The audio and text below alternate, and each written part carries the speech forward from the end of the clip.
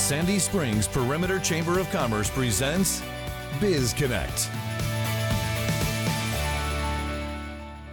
Well, if you're looking for an upscale Italian restaurant featuring foods that represent the culture of Italy, look no further than Giallo here in Sandy Springs. Hello, everyone, and welcome into another episode of BizConnect, brought to us by the Sandy Springs Perimeter Chamber. I'm your host, Joe Gum, this week, and to my right, two gentlemen, General Manager of Giallo, that would be Leo Mora, and Chef Jamie Adams. Guys, welcome. Thanks for joining us. Well, thanks for having us here. Thank you for inviting us. All right, before we get to the food, before we get to the wine, before we get to the design of this beautiful restaurant, tell us how the concept came about with the Giallo. Leo, we'll start with you.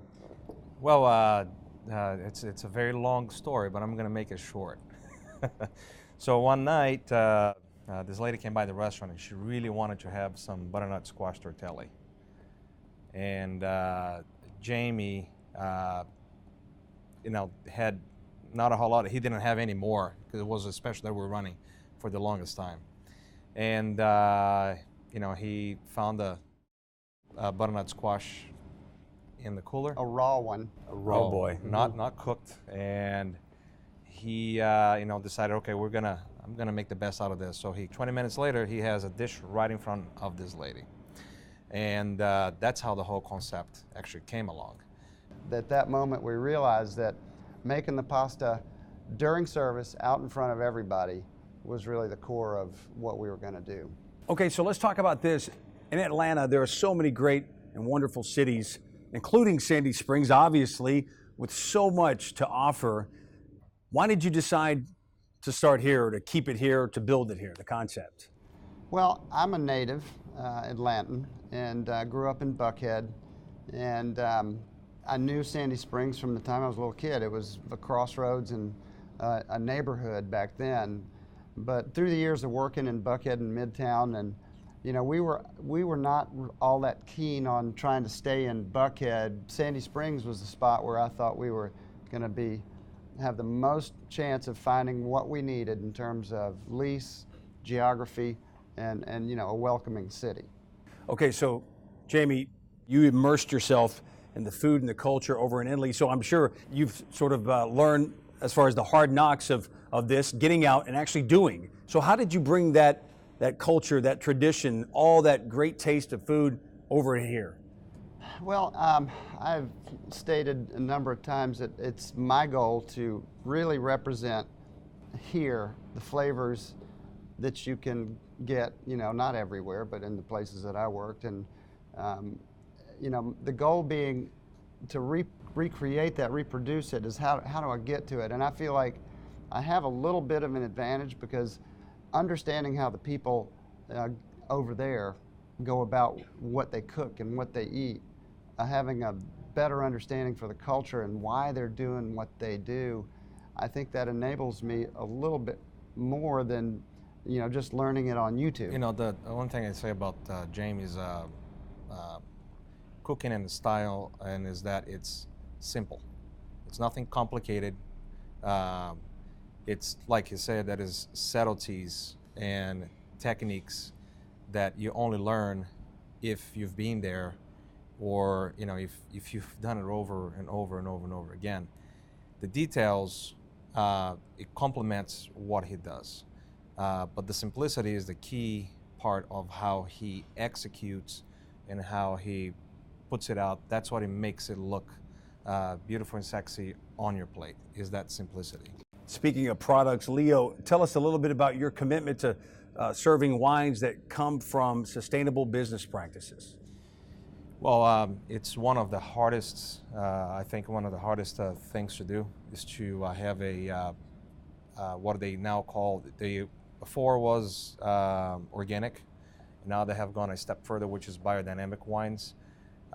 It's a very hard practice, but their commitment to that type of quality is just what really strikes me, and it strikes a chord in me, is the fact that they are committed to do the best that they can with what they have, and it's all made within the farm. So there's no pesticides and a bunch of other stuff that they throw in there. It's all made within that farm. Yeah, the biodynamic cannot have anything brought in from the outside to either fertilize, water, or even the juice any itself. nutrient whatsoever. They cannot bring anything from outside the designated area.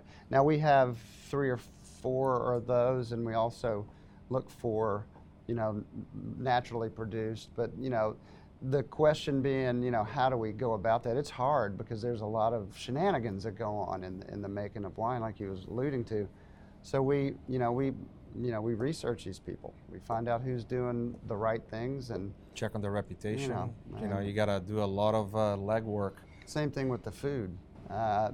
Putting responsible food on the plate it's a must. The demanding clientele these days, it's a must. This farm to table thing has always confused me because we kind of ignored about 6,000 years of history when there was nothing but farm to table. Right. And then we kind of went away from it here in the United States for 60, 70 years, and now it's the rage. But that's just the way people have eaten ever since there were people. You raised the farm, you had the farm, it was right there. You picked your crops and you cooked them. Yeah. So that's where we're returning to that, and that's got a huge benefit for our culture and our health, right. Over long term. Right, and obviously that makes you guys stand out with the public, so that's one impact of that. Another thing that benefits the public, obviously your work with the community, and Jamie, you can talk a little bit more about this. Share with us about the involvement in Share Our Strength's No Kid Hungry organization and Moving in the Spirit, another philanthropic organization that you guys work with. Well, I've been involved, as Leo has, through our history with Buckhead Life with Share Our Strength for years. I mean, when I came back from living in Italy, I participated in the first Share Our Strength, my first one in 1990, and I have been uninterrupted since then, doing the Taste of the Nation event. Recently, it has morphed into a new thing over the last 3-4 years, and that is Chef's Cycle for No Kid Hungry. And Leo and I just got finished completing a 300-mile ride in California on our bicycles, 100 miles, 3 days in a row. Wow. So we raised about $25,000. That was really cool. So that's something that we've committed a lot of energy and resources to as well. Okay, so as we wrap up, tell us what is next for your partnership, possibly another restaurant? It's always a possibility, but our main goal right now is to continue to put our energy and time into this specific location that we have, and once the right opportunity comes along, we will review that. But right now, this is our main focus overall. Maybe, but that is nothing that we are, really interested right now. So. Okay, all right. Well, we'll look forward to seeing what's happening. Obviously, keep us up to date if there is another restaurant in the future. Gentlemen, we appreciate you joining us. The GM of Giallo, Leo Mora, and Chef Jamie Adams. Guys, we appreciate you joining us this week. Thank you very much. We appreciate it. And we appreciate you joining us this week on BizConnect. Sandy Springs, I'm Joe Gum. We'll see you back here next week. Thanks for watching BizConnect, presented by the Sandy Springs Perimeter Chamber of Commerce.